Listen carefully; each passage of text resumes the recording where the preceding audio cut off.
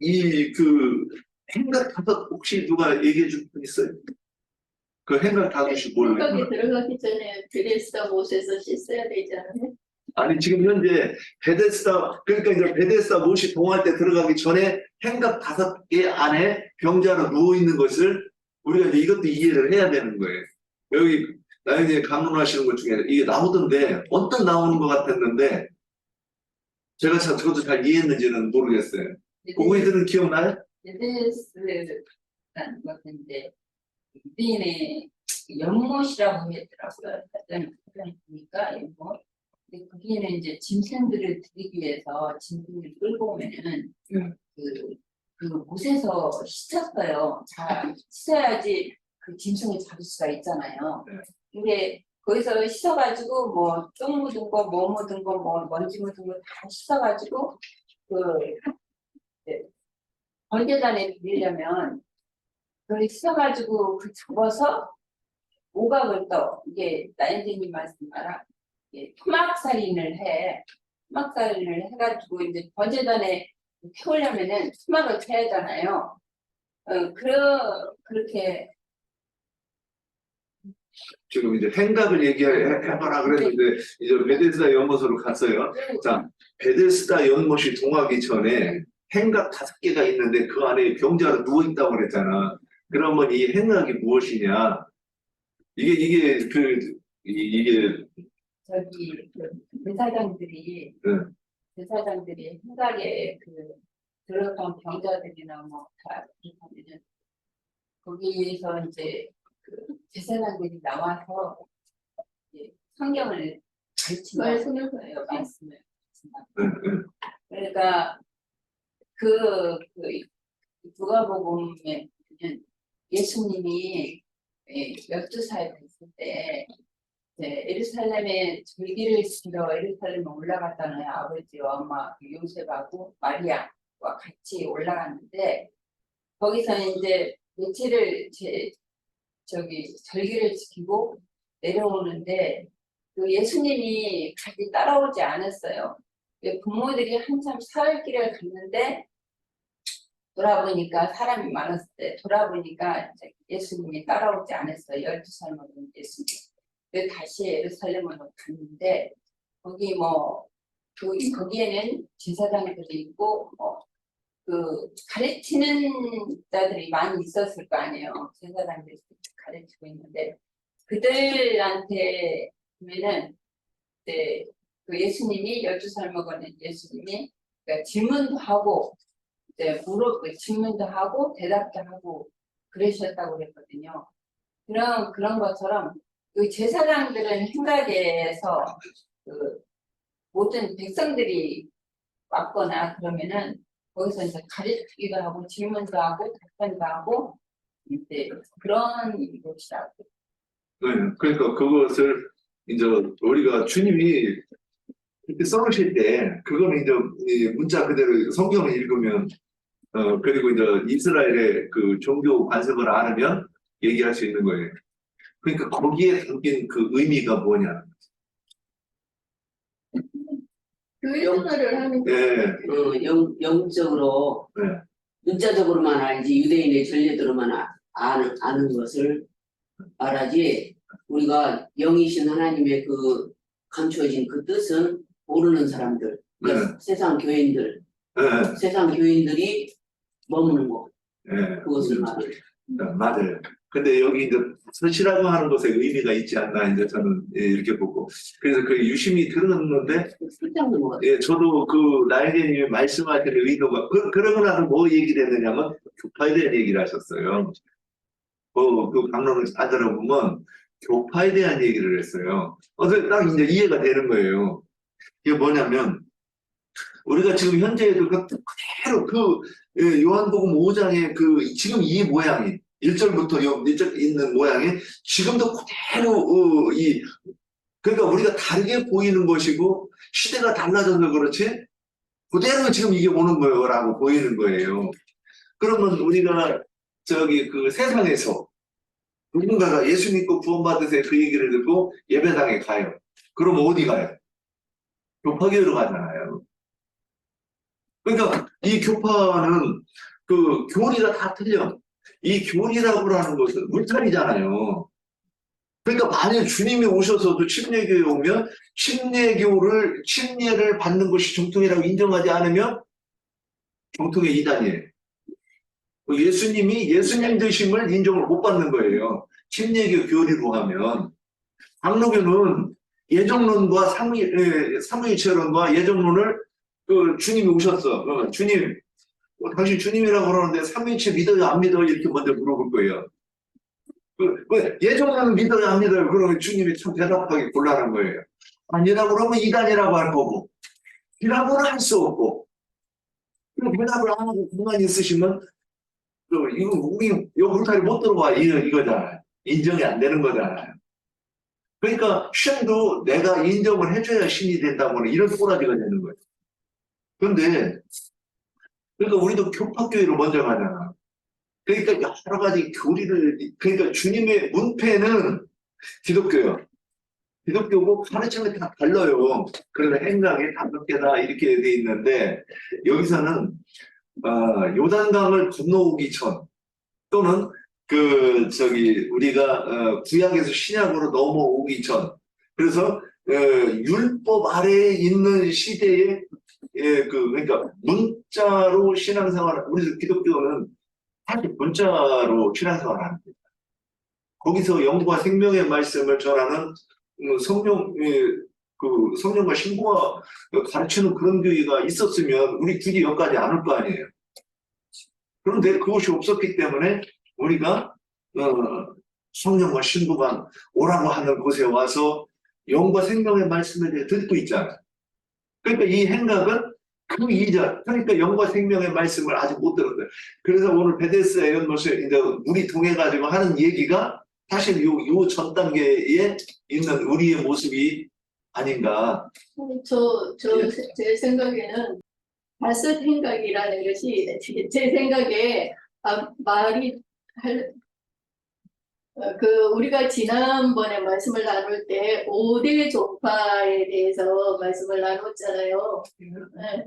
그것을 의미하는 것이 아닐까 다시 생각은 그렇게 생각이 되어지네요. 네. 그러니까 율법과 선지자의 시대에도 다섯으로 이렇게 표현되는 것이 많다고 제가 나이제님한테 질문해가지고 들은 것도 그렇게 들은 것 같은데 이게 막 명확하지 않으니까 저도 이렇게 그렇습니다 하고 얘기하긴 그래요. 그래서 구약의 5과 신약의 5으로 합쳐가지고 이 온전해지는 것을 24반차도 그렇잖아요. 이번에도 말씀드렸지만 24반차도 구약의 12지파와 신약의 12사도를 합쳐가지고 24반차의 온전함을 이루는 것이라고 이렇게 봤을 때 구약 5, 신약 5을 합쳐서 이 하나님의 경륜이 완전히 이루어지는 것을 설명하지 않는가? 이렇게 보는 이걸 설명하시는가? 이렇게 보는 부분이 있어요. 그런데 행각 5이라고는 결국 이제 그냥 쉽게 얘기하면 그때도 헤롯당파, 열심당, 바리사이파, 사두개파, 이런 그 교파들이 수도 없이 많은데 대표적으로 이렇게 몇 개 이 교파가 있었어요. 근데 그것도 그런 교파, 문패다는 그러니까 이게 진리를 모르면 이렇게 되죠. 우리 금기름 묻는지 같은 경우는 교파가 없어요. 그래서 이단이에요. 예. 그러니까 이게 교파가 없으니까 그냥 안양에 있는 교회 이렇게 돼 있다는 말이죠. 예수파예요. 그러니까 주님의 몸된 교회가 안양에 있어서 우리는 안양에 있는데 이렇게 되는 거예요. 그러니까 내가 날 때부터 그 엄마 뱃속에 있을 때부터 예배당에 다니고 그리고 나와서 보니까는 침례교회 다니고 저도 침례교회 신앙을 시작했으니까 세상에 침례교회가 제일 정통인 줄 알았어요. 저는 금강에서 침례받았습니다. 대단하죠. 그래서 침례교의 역사에 대해서 가르칠 때도 모든 사람이 어떤 왕정교회 국교회 이런 것에 속하지 않고 진리를 고수하다가 수없이 많은 사람이 죽은 우리 그 선조들의 역사가 있었다는 얘기를 꼭 분명히 잡으시니까요. 근데, 오늘 그럼에도 불구하고 결국 문자에서 벗어나지 못하는 신앙생활을 연대까지 하고 있었잖아요. 그러니까 그게 뭐냐면, 아직 베데스다 연못이 동하는데 거기에 들어가지 못한 그 상태를 이 행각이 다섯 안에 있는 이 병자들이다 이렇게 이제 표현한 거라고요. 근데 여기 병자들 그 행각 안에 지금 이제 그때 거기 행각 안에 있으니까 그들이 병자인 거라고 보이는 거예요.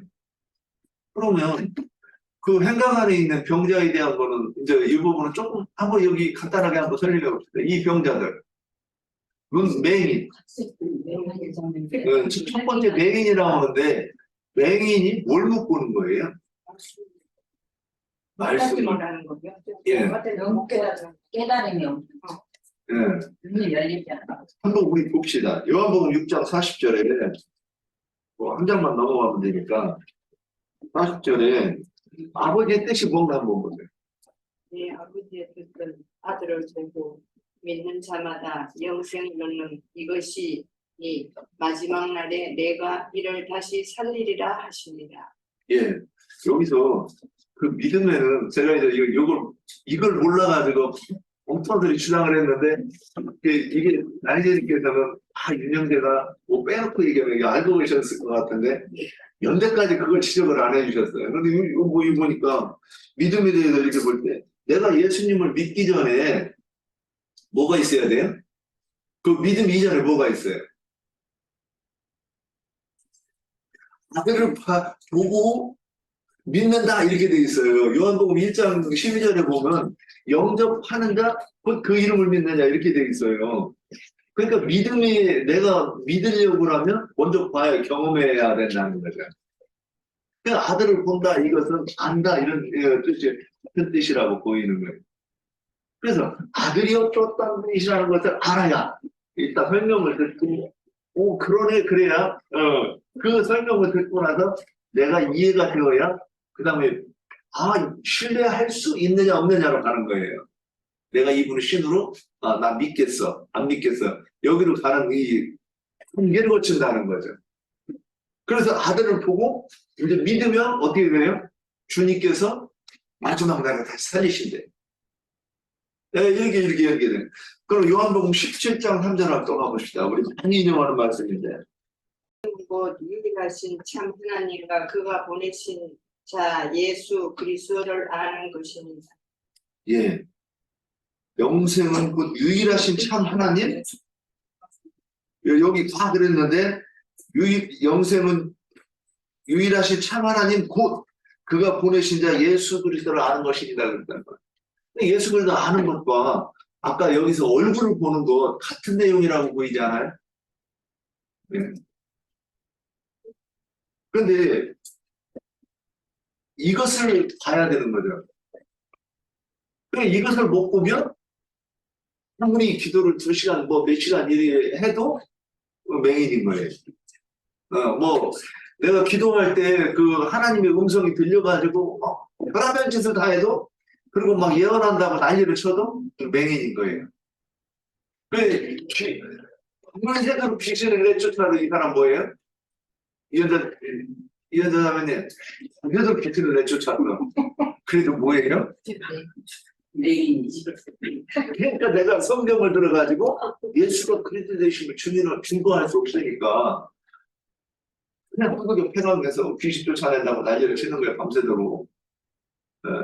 그러니까 이렇게 깨닫고 나서 무당이나 나나 별 차이 없었네 이렇게 되는 거란 말이에요. 예수 무당이 되는 거예요. 그러니까 어떠한 거예요. 그래서 예언을 하고 방언을 하고 저도 성령 받고 싶어서 방언 받는 게 성령 받는 건가 그랬는데 방언을 하라고 해서 억지로도 하고 나는 그게 지금 제일 수치스럽고 모욕스러운 게 그런 거예요. 막 방언을 못한다고 하니까 억지로 하라고 하고 또 억지로 해가면서도 사실 내 마음이 내 속이 편하지도 않아. 남들은 방언을 하면 혀가 꼬여가지고 막 그 기쁨이 넘친다는데 그게 안 됩니다. 저는 예수 믿는다고 그래가지고 한 번도 눈물 흘려본 적이 없어요. 그것도 죽겠어. 왜 남들은 막 눈물 흘리면서 띵글띵글 눈물 저러는데 왜 나는 저게 안 되지? 근데 감정이 메말라서 그런가? 지금 와서 보면 그거 안 한 게 얼마나 감사한지, 오히려. 그런데 그 은혜를 경험을 못했기 때문에 사실 그런 거죠. 그 은혜를 경험하면, 그 은혜를 경험하고 눈물을 흘리고 그런 거 너무나도 감사한 일이지. 그런데 여기서 맹인이라고 그러는 건 딱 하나, 성경 속에서 말씀하시는 하나님의 말씀을 이해 못하는 거를 맹인이라고 하는 거예요, 여기. 맞아요. 예. 그래서 내가 그럼 내가 맹인인 거 아니고, 그래서 내가 성경을 이렇게 읽으면, 나 이것도 모르는데 이것도 모르는데 이게 딱 걸려야 된다고 저는 보이는 거예요. 그래야 질문을 하지. 그래야 묵상을 하는 거란 말이에요. 그래야. 주님, 이게 무슨 뜻이에요? 나 이거 알고 싶어요.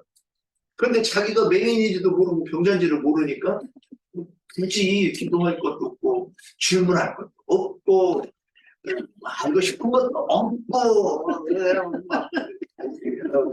그냥 TV 보면서도 너무 행복하고 그러니까 마음에 부담이 없어. TV를 막 하루 종일 보고 있어도.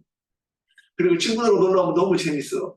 근데 성경 읽으려고 하면 아이고 청소해야 되는데 딸한테 전화하기로 했었는데 왜 이렇게 생각이 나? 그 미뤄도 상관없잖아요. 근데 중요한 거는 하여튼 이 소경. 근데 내가 맹인이라고 하는 것을 모르면 구원의 여망이 없는 거예요. 내가 죄인이라고 그러는 것을 모르는 사람한테 너 죄인이라고 그러면 돌로 치지. 네. 그 다음에 여기 이 다리 저는 사람 글쎄 이것도 설명해 주셨던데 다리가 저러면 어떻게 돼요? 복음을 못 전하지. 제대로 못 가는 걸 네, 얘기할게. 그렇지.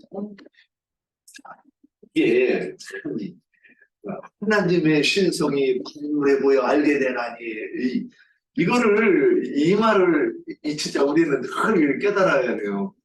사람이요 목적지가 없으면 딴 뜻이 못 가요. 내가 어디를 보고 가면 딴 뜻이 가는 거예요. 그래서 그 히브리서에 허나운 본향 한성 이렇게 딱 돼 있어요. 그걸 보고 가니까 딴 뜻이 가는 거란 말이에요. 근데 여기에 다리를 저르면 멀쩡한 사람도 내가 목표가 없으면 반드시 못 가는데 다리를 저러. 그럼 반드시 가려고 해도 못 가잖아요. 자꾸 끼우뚱거리고. 자꾸 갈리자를 쓰고 다시 풀어가지고 또 끼우뚱거리고 와서 이렇게 계속 이렇게 지배대구로 가야 되는 거잖아요. 그래서 이게 이 다리 저는 사람도 진리를 정확히 모르니까 내가 발음이 왔다 갔다 할 수밖에 없지 않는가. 지금 이 얘기를 아까 연대까지 예를 들었잖아요. 진리를 모르니까 예배당 생활을 하는데 밤새도록 귀신 쫓아낸다고 난리치고 그 나무 뿌리 뽑겠다고 난리치고 내가 좀 방언한다고 이것이 막 하늘의 문이 열린 거라고 엉뚱한 소리 했었고 내가 기도할 때 음성이 들려가지고 저도 들었어요. 저는 기도 안 하면서도 들립니다.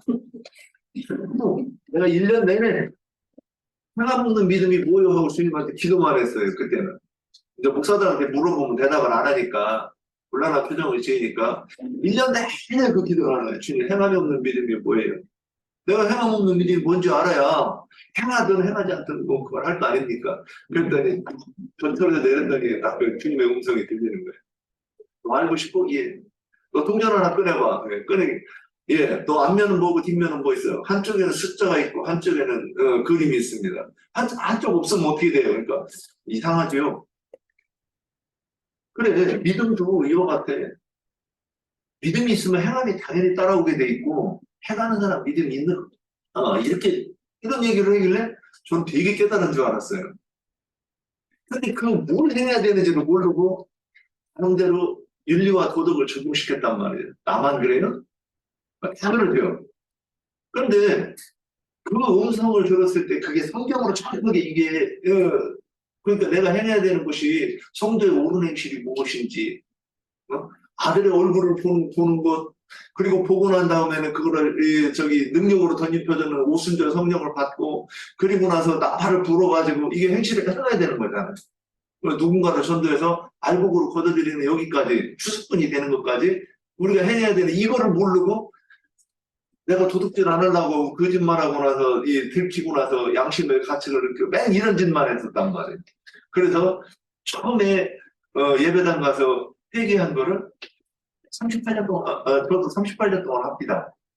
딱 계산해 보니까 그 2012년, 2011년인가에 이렇게 예배당에 가가지고 지금으로부터 10년 전에 왔으니까 대략 한 40년 동안을 그 짓을 잘 해온 거예요. 그러니까 병든 자라고 그러는 거. 그 다음에 이제 손 나는 사람. 그 성경에 있죠. 선지자가 뭐라고 하니까 네, 저놈 잡아라 그래 했다가 얘가 손이 굳은 사람이 있었죠. 네. 그게 뭐냐? 진리를 하나님의 말씀이 이러하시다고 얘기하면 열받는 거예요. 그래서 잡으라고 하는 거잖아요.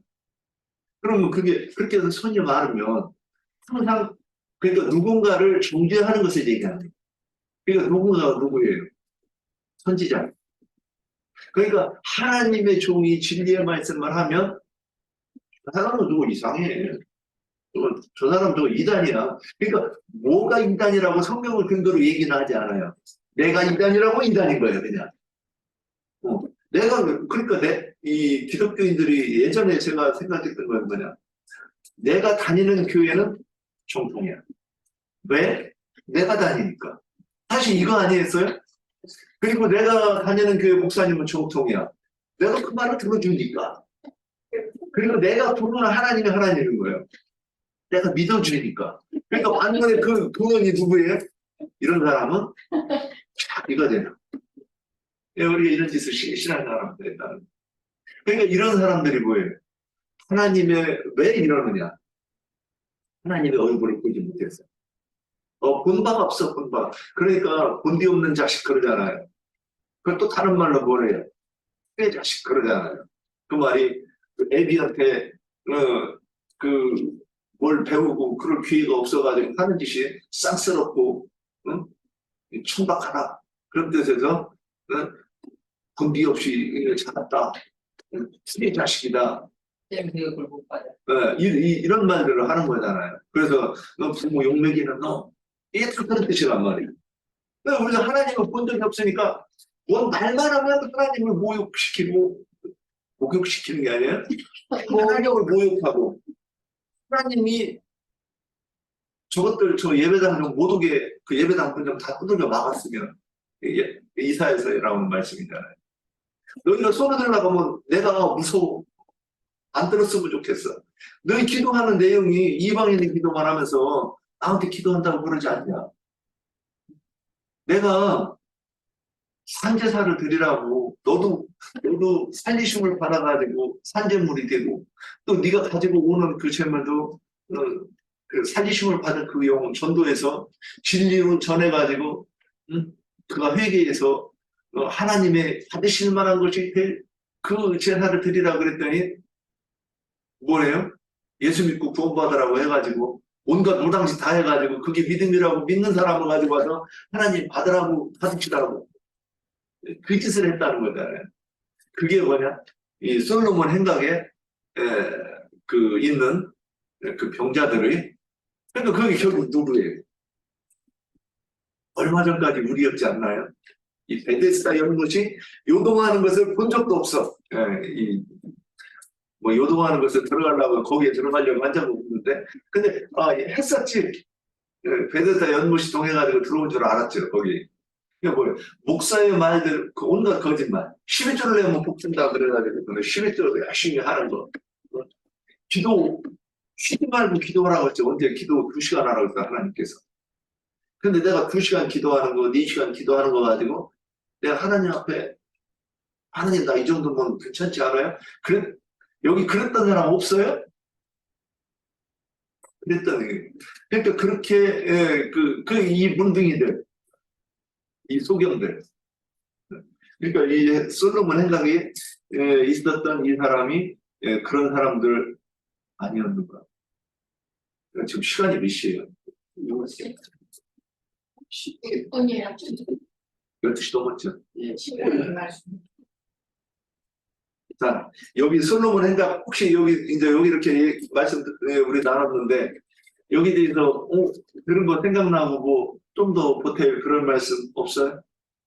이 저기 6장에 넘어가면 5천 명을 먹이는 게 나오잖아요. 예.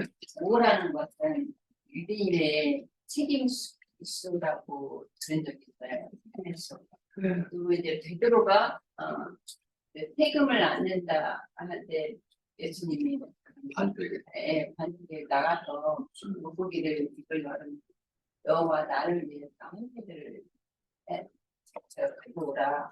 그러면은 한 사람이 반석이시잖아요. 카페에서 한 세계인데 좀 그게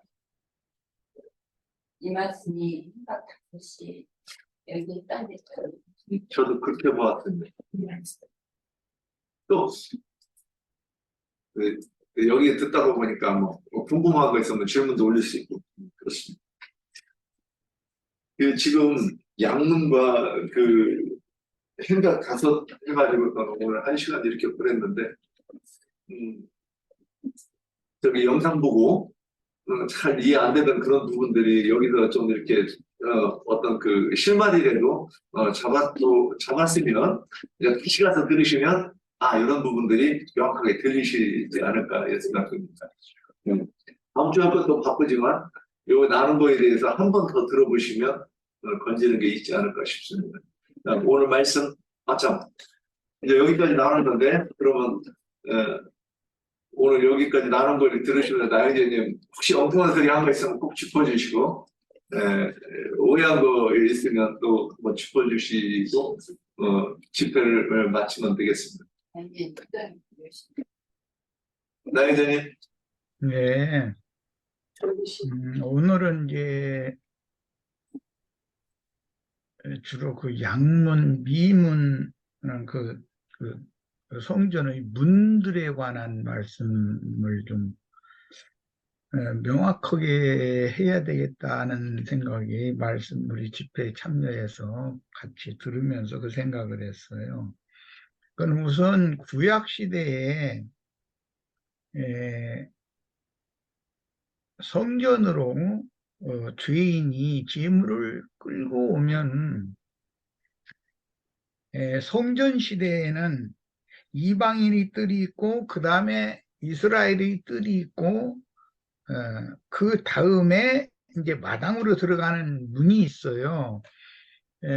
그래서 성전 시대는 성막 시대와 약간 다른데 구약 성경의 율법 제사법에서는 대부분 성막의 마당에서 제물을 목욕시켜 가지고 죽이고 그 제단에다 사르고 이제 이런 것이 중점으로 많이 기록이 되어 있기 때문에 먼저 양의 문이다 그러면은 제물로 끌고 온 양을 마당 안으로 들여보내려면 그 마당 문을 통과를 시켜야 되잖아요. 이제 그런 개념이에요. 그게 양의 문이에요. 그러면은 성막 마당의 그 북편 뜰에는 거기는 이제 양을 죽이는 장소인데 거기에는 큰 물통이 있어가지고 물 깃는 여인들이 길어온 물이 거기 가득 담아 있어요. 그러면은 가지고 온 제물을 목욕을 시키는 거예요. 양문을 일단 먼저 통과를 해야 목욕을 하는 거예요. 목욕되지 않으면 제물로서 드릴 수가 없어요. 그러니까 이제 이 말은 하나님 앞에 내가 어떠한 죄인인 것을 깨닫고 회개하지 않은 사람은 하나님이 받으실 수 없는 사람이다. 이제 기본적으로는 그 말이에요. 그러니까 항상 신약복음에서 말씀할 때는 회개하고 복음을 믿으라. 꼭 이렇게 회개를 앞에다가 놓고 그 다음에 복음을 믿으라 이렇게 돼 있어요. 그 점을 잘 생각해보고 양문은 일단 레위인들에게 제물을 넘겨주려면 양문을 통과를 해야 돼요. 그 양문이라는 게 하나님의 집의 들어가는 첫 입구 문을 말하는 거니까 예수님이 이제 그래서 내가 양의 문이다 그러고 양의 문으로 들어오지 않은 절도 강도들은 다른 담론으로 이게 들어온 자들이다 이렇게 표현을 하셨어요. 이제 요 점을 좀 이제 조금 말씀을 나누고자 하고 그 다음에는 양문을 통과해서 목욕을 하는 거예요. 목욕을 한 다음에는 이제 그 말씀을 들으러 이제 구약 시대로 말하자면 제사장의 축복을 받기 위하여 안으로 내소로 들어가야 되는데 그 성전 시대에 솔로몬의 행각이라는 그 복도식으로 돼 있는 거예요. 거기 제사장들의 방이 있어서 백성들이 들어갈 수 있는 하나님의 전에 들어갈 수 있는 가장 내실이라고 하는 것은 솔로몬 행각이에요. 제사장들은 성전 밖으로 나오면 안 되기 때문에 당직 제사장은 어떤 경우에도 그 성전 밖으로 나가면 안 되는 거예요. 자기 당직 기간에는 위치 이탈이 되는 것이죠. 그런데 제사장이 나갈 수 있는 곳은 어디냐면 제사장의 방에서 백성들을 만나러 나갈 수 있는 솔로몬 행각에서 서로가 만나는 거예요. 백성들은 솔로몬 행각에 들어가고 거기에는 이제 이 양쪽에 헌금통들도 쭉 있고 이러는데 제사장들은 안 내소 그 제사장의 방에서 당직 제사장이 나와서 의무적으로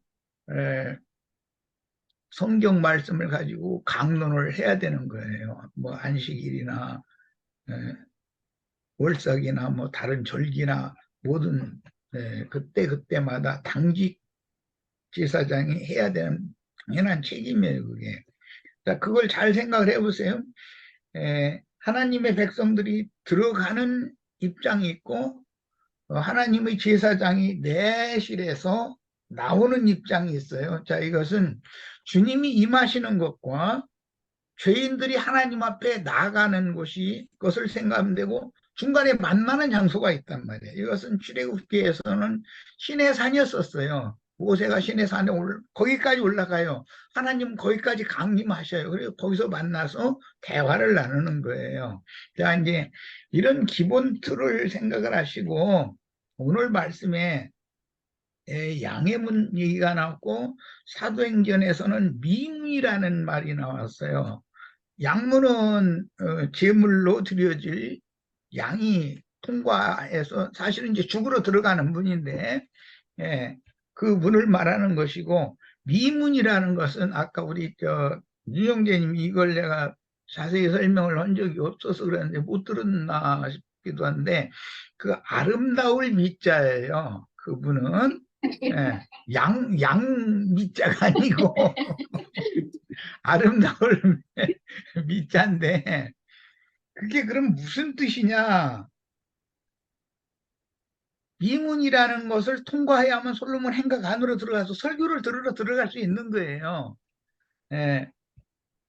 자, 이 문제를 영적 적용을 한 말씀이 주님의 만찬을 먹으러 들어갈 때 먼저 자기를 살피고 그 후에 그 말씀을 나누는 만찬을 먹을 수가 있다라고 돼 있어요. 이것을 연계해서 잘 생각을 하시길 바라요. 오늘 우리가 말씀을 나누기 위하여 교회 모임에 참여했는데 나의 상태가 어떤지를 살펴보지도 않고 예를 들어서 속에서 부글부글 막 분이 끓어가면서 교회 모임에 참여하면은 나만 혼자 죽는 게 아니라 교회 모임에 참여한 다른 지체들한테도 영향을 미친단 말이야. 그게 복이. 그러니까 이것을 깨끗이 정리하고 깨끗이 씻고 모임에 참여를 해야 되는 거예요. 그래야 그 하나님의 축복의 말씀을 받는단 말이야. 이 모임의 장소라는 것이 솔로몬 행각으로 상징이 되었고 사람이 거기에 가고 하나님은 거기에 강림하셔서 둘이 만나서 하나님의 축복의 말씀을 제사장을 통해서 설교를 하는 것인데 축복의 말씀을 주면 나의 것으로 흡수가 된단 말이야.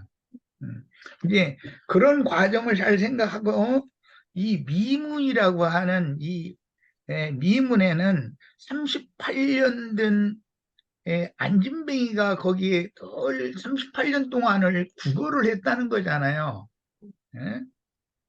자, 이게 그럼 성경이 말하는 의미가 무엇일까를 생각을 해보는 거예요. 그 말은 그 사람이 아직도 율법 저주를 벗어나지 못해서 율법적인 그 관념과 교리에 세뇌당한 상태에서 그냥 그 자리에서 영적 진보를 이루지 못하고 성전 안으로 축복받으러 들어가야 되는데 들어가지를 못하고 그 미문이라는 곳에 앉아서 구걸을 했다는 거예요.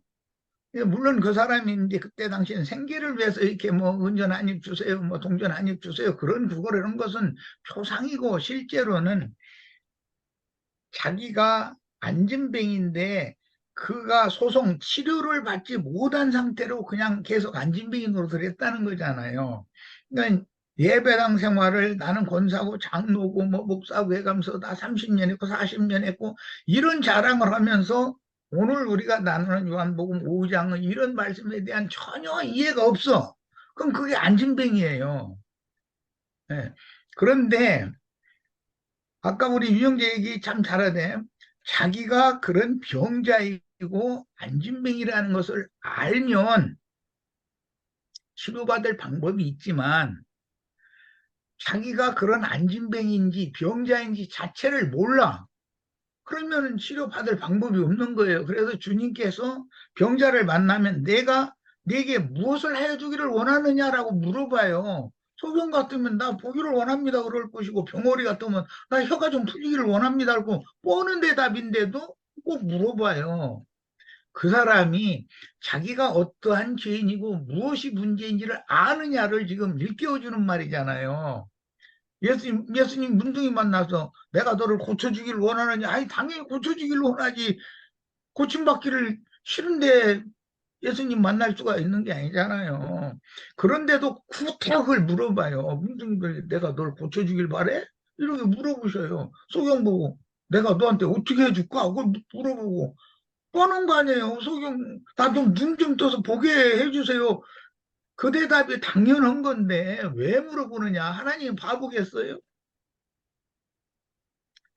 네 상태를 알라 이거예요. 나 자신이 어떠한 자인지에 대해서 알면 예수가 딱 보이고 예수를 만날 수 있는 거예요. 그래서 물어보는 거예요. 그래서 오늘 우리도 이제 마찬가지예요. 네. 그러니까 그 미문이라는 말의 그 어근이 어디서 나오냐면 가장 적당한 때라는 말이고 실제로는 청년이 처녀에게 처녀가 청년에게 혼인을 할 수 있는 적절한 시기가 왔다 그런 뜻에서 오는 말이에요. 예, 그게 이제 적당한 때, 이제 보편적인 말로는 뭐 한창일 때, 예, 이제 처녀를 말할 때 히브리인들은 은어를 말하기 때문에 가슴이 이렇게 돋아 나와서 한참 그 피어나는 때라고 이렇게 말하죠. 나무의 꽃 같으면 꽃이 피는 몽우리가 익어져서 피는 그런 상태, 그런 때를 염두에 두고 미문이라고 할 때 미라고 그런 거예요.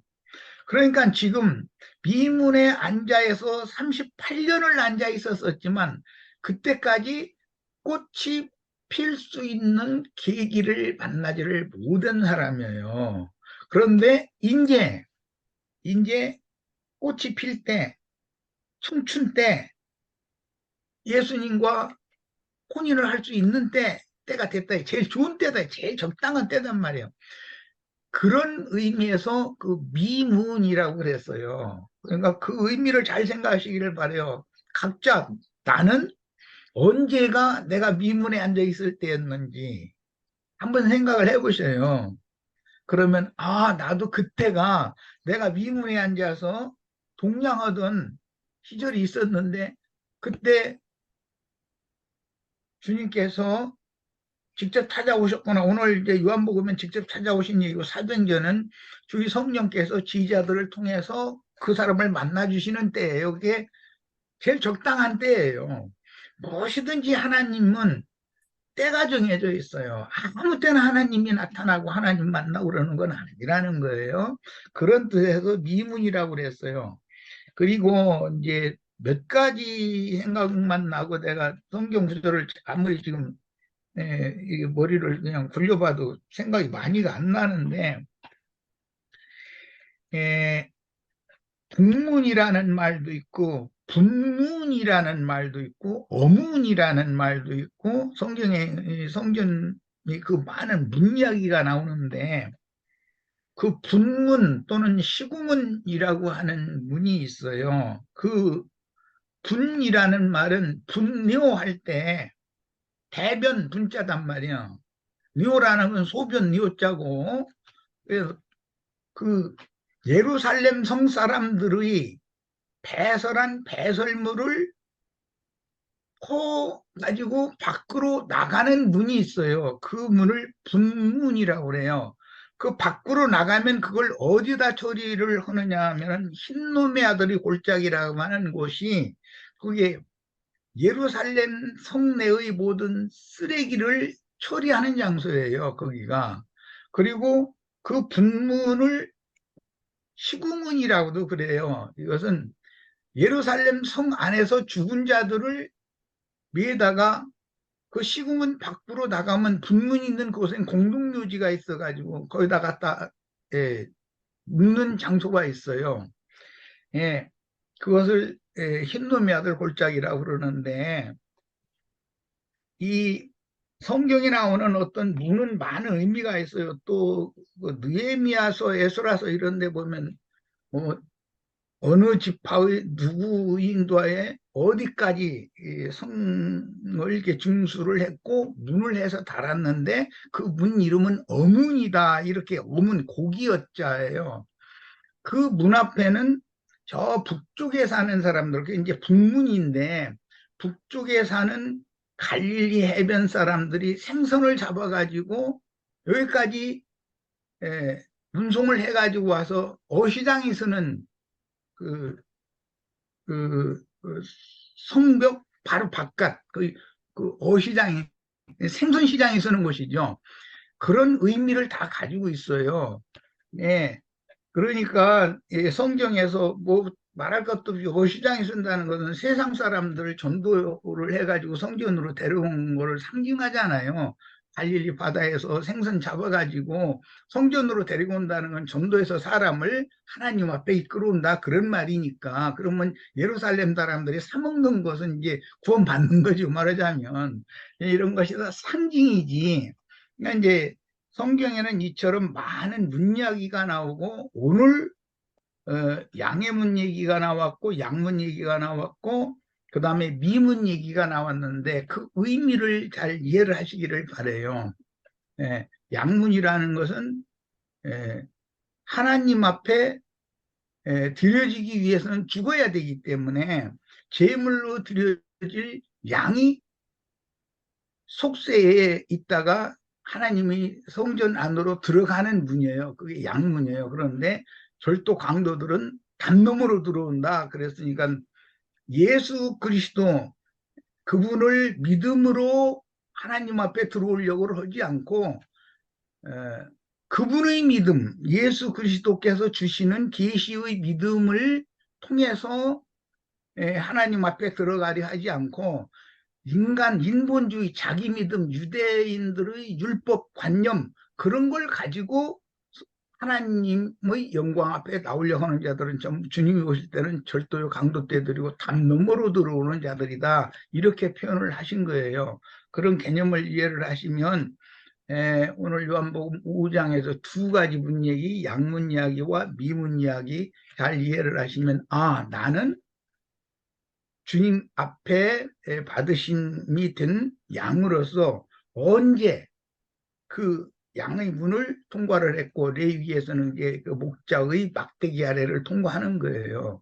그것은 예수와 함께 죽는 것이 기본이기 때문에 그 양의 문을 통과해 들어가는 건 죽으러 가는 거예요, 사실은.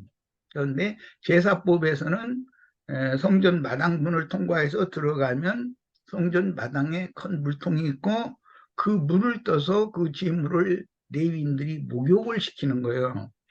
목욕시키는 거는 뭐 요한복음 그 15장에서 이미 예수님이 13장에서 15장 사이에 예수님이 이미 말씀하셨으니까 제자들 다 말씀을 계속 가르친 것이 목욕시킨 거라고 그랬잖아요. 너희는 다 이미 목욕을 했고 이제 앞으로는 발만 씻으면 손발만 씻으면 된다 이랬는데 그런 의미를 성경이라는 건 구약 성경의 제사법에 준해서 다 말씀이 주어져 있기 때문에 그런 말씀을 이해하시면 되겠어요.